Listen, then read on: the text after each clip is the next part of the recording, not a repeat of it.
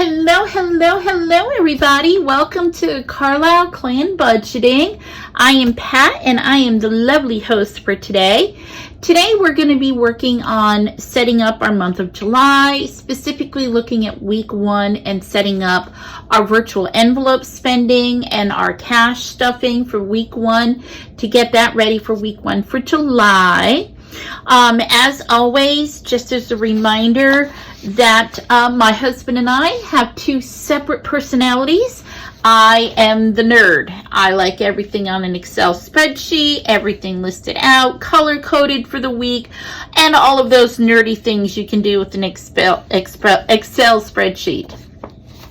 My husband, on the other hand, he definitely is not the nerd of the house. He likes to have things hands-on, everything written out. So one of the ways that I help him to see the budgeting better, get a better bird's eye view of the budgeting, is to have it on a spiral notebook. Every month I set up what we owe with the dates they're due and with the exact dollar amounts that we're going to have. This is one of the reasons why I like Excel. I forgot to put in our virtual envelope for rent every pay period. And so, yeah, everything's going to get a little bit scribbly, a little bit messy on here. With my Excel spreadsheet, I can cut, paste, insert rows, delete rows, way better. But for my husband, this is how we set it up. Now, since I get paid twice a month, and this month I'll get a paycheck on the 8th and the 22nd, we still intentionally look week to week when we're doing this so that we can be more intentional with checking out our bank accounts, making sure things have cleared, making sure we don't have a insufficient funds message to look at, because times are getting crazy, things are getting more expensive, gas prices are worse than a roller coaster ride at Disney World right now. So we're basically taking things day to day, week to week, making sure that between our virtual envelopes and our cash envelopes, everything is covered week to week. So with that said, I do like to have, again, I like Excel. My husband likes everything written in the notebook. But for this week, for my virtual envelopes, because I get paid every 2 weeks, we divide that in half. So every week we have a certain dollar amount. And I will have, for this week, $892 that we're looking at to have spent. We try to stay within that. Some weeks, obviously, more bills get paid than others. So it pretty much works out in the wash. But if you've been watching, and if you're new to the channel, please make sure to subscribe, notify, and hit like, or any comments about how you do your budgeting each week would be great. So with our virtual envelopes, obviously our rent is always due on the 1st. And here it has a blank because on the weekdays that I get paid, we take some money aside and we kind of stick it in the virtual envelope for rent and hold off until we can pay that on the 1st. Then this week coming up, I'm going to have our HP Inc., our Walmart, and our bank loan is due. So in our virtual envelopes, we have those already separated. And then with our cash envelopes, I use this so that I can start our savings and working with our savings. Now remember, with your cash envelopes, we want to make sure that we're using wisdom. I keep this home. This does not travel with me in my purse everywhere I go, mainly because people are going to start being more desperate than normal, and I don't need for everybody to know how much money I have going out wherever we go.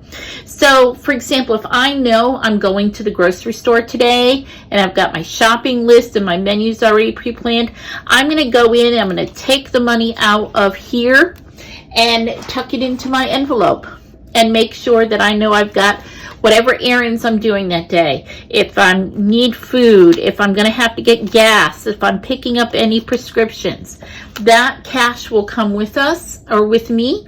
And then I'll adjust my envelopes and my trackers when I get home that day. Okay, so as we're getting ready to set up for week 1 in July, you will see that we are budgeting $100 for food, $60 for gas, and $50 for takeout. I have this in our cash envelope, but this actually is going to stay in our virtual envelope. So those are some of the cash things. For my cash stuffing this week, I have 20, 40, 50, 60, 70, 80, 90, 100, 10, 20, 30, 40, 50, 60, 70, 80, 90, 100. Because remember, it's not only our food budget, but it's also gas, it's our emergency fund, and my personal spending that we have each week. So I'm going to go ahead and get those separated. For our food budget, I already know I'm going to be adding $100 to this. Now, I had $2 left over last week. So today is the 1st. I'm going to add in $100. So now I will have $102 towards my food budget that I'll be able to add to and use when I'm grocery shopping. So 10, 20, 30, 40, 50, 60, 70, 80, 90, 100, 101, and 102. Because remember, we believe in the rolling over method. We don't empty out envelopes every week. There are some envelopes we roll over the extra money in to keep it, because especially with food and with gas, prices are crazy and they're ever evolving.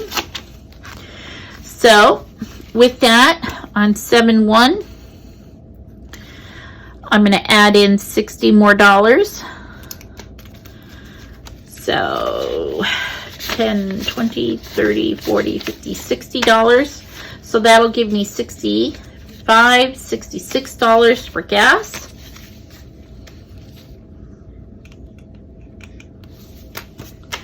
And tuck that in. Now, I was putting in $20 a week for personal, but I still have $43 left in it. I don't have any upcoming events with my granddaughters or anything, so I'm just going to let that roll over as we need to. Now, if you watched my debt snowball video already for the end of June, you'll know that we have fully funded our emergency fund. So we are at $1,000. I have a placeholder here for $1,000. Whoops, it's upside down. A placeholder here for $1,000. But I want to continue to add a little bit of money each time that I can, because we're going to be working towards building up for baby step 3 once we're out of debt.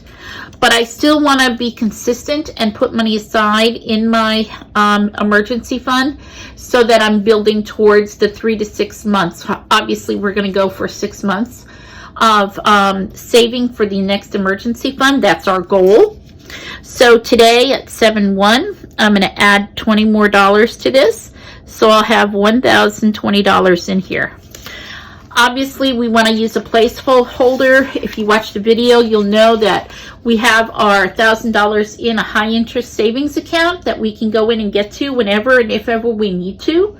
And then the extra $20. We do have placeholder amounts that I've kind of played with and created that are for $100, $500, and then $1,000. Just because we want to be wise with our money. People are going to start getting crazy. Times are going to get tough. And we don't really need to have that kind of temptation in the house for somebody else. So the money is not kept in the house. It's not kept in our wallet. It's kept in the bank. And then that next $20 is going into debt. We're going to start putting money aside in our debt savings so that we can use it with our debt snowball. So for today, 7/1, $20, and we have $20 in there. Whoops, 20.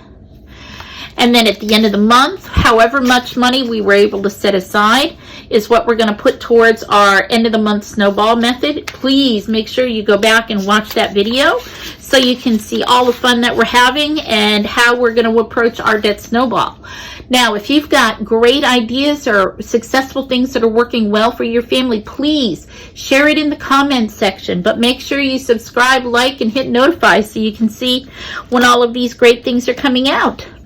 And that, ladies and gentlemen, is how we are setting up for week 1. I can't wait to see you when we finalize this week and start building our money again for the month of July. Thanks a lot, everybody. Have a wonderful day. Bye-bye.